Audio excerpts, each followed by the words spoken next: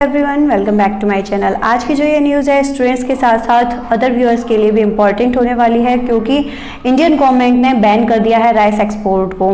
क्यों कर दिया है इसके बारे में वीडियो में लास्ट तक बने रहिए और जानेंगे कि आखिर इसकी क्या वजह है। इस ग्राफ में अगर आप देखेंगे तो आप देखेंगे कि राइस प्रोडक्शन में जो राइस प्रोडक्शन कंट्रीज है उसमें चाइना टॉप पर आता है और इंडिया सेकेंड नंबर कंट्री है राइस प्रोडक्शन में।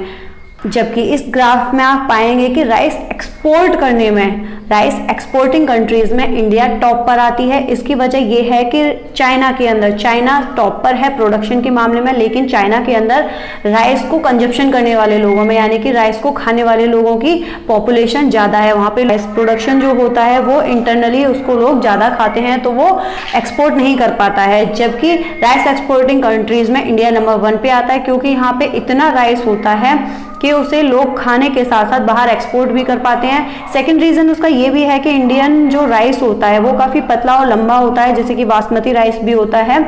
उसमें क्या है, उसका टेस्ट बहुत अच्छा होता है और लोगों में उसकी डिमांड बहुत ज़्यादा है। जबकि जो अदर कंट्रीज़ के जो राइस होते हैं वो थोड़े से स्टिकी होते हैं, तो उसको लोग इतना पसंद नहीं करते हैं।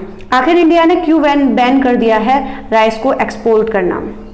चाइना राइस प्रोडक्शन में टॉप कंट्री होने के बाद भी इस बार इस डिकेड में ऐसा हुआ है कि चाइना ने फर्स्ट टाइम कहाँ से राइस को लिया है? राइस चाइना ने खरीदा है इंडिया से। इंडिया से राइस इंपोर्ट कर रहा है चाइना। चाइना के साथ ही वियतनाम भी एक ऐसा कंट्री है जिसने कि चावल को खरीदा है पहली बार इस डिकेड में इंडिया से। राइस एक्सपोर्ट बैन होने की वजह से जो यूएस में रहने वाले, जो तेलंगाना और आंध्रा के जो एनआरआईज हैं, वो लोग जो चावल ज़्यादा खाते हैं, उन लोगों में पैनिक कंडीशन ना हो उसके लिए वहाँ पर क्या कर दिया गया है, each customer 1 rice bag only कर दिया है। यानी कि एक जो कस्टमर है वो एक बार में एक ही बैग ले जाएगा। ऐसा इसलिए भी हुआ है कि कहीं ऐसा ना हो कि ये पैनिक कंडीशन जो पता चल जाए लोगों को कि राइस एक्सपोर्ट होना बैन हो चुका है।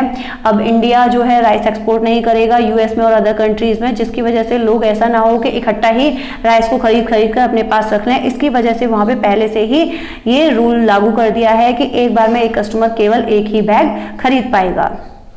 अब इंडिया ने राइस एक्सपोर्ट को बैन कर दिया है। इसकी वजह से ऐसा भी हो सकता है कि जो राइस हैं, जो राइस के जो प्राइस हैं, राइस प्राइस जो हैं वो स्पाइक करते हुए देखे जाएं।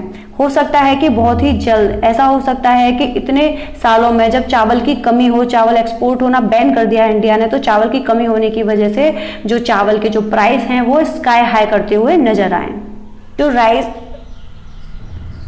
देखिए, जो वेदर चेंजेस देखे जा रहे हैं जिसकी वजह से एशिया में, पूरे ही एशिया में वेदर चेंजेस होते हैं। जो वेदर है उसमें अटपटापन देखा जाता है अल नीनो की वजह से। उसकी वजह से जो ड्रॉट पड़ता है, उसकी वजह से जब वेदर चेंजेस होंगे, बारिश कभी ज़्यादा हो रही है, बारिश कभी कम हो रही है, तो अभी ये नोटिस किया जा रहा है कि जो एल नीनो है वो शायद आ चुका है।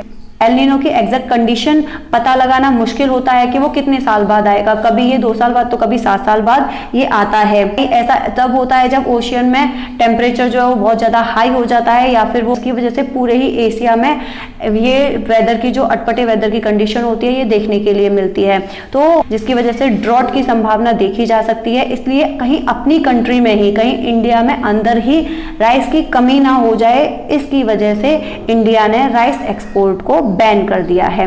क्यों? क्योंकि जब वेदर चेंजेस होते हैं और ड्रॉट आने की संभावना रहती है तो किसानों को नुकसान होता है, पैदावार भी कम होती है, तो संभावना ये होती है कि अपने ही देश में भी फसल की कमी होने की संभावना रहती है, जिसकी वजह से पहले ही इंडियन गवर्नमेंट ने राइस को बैन कर दिया है कि राइस हो सकता है इतनी ज़्यादा राइस की फसल ना हो पाए जिसकी वजह से हम उसको एक्सपोर्ट कर पाएँ।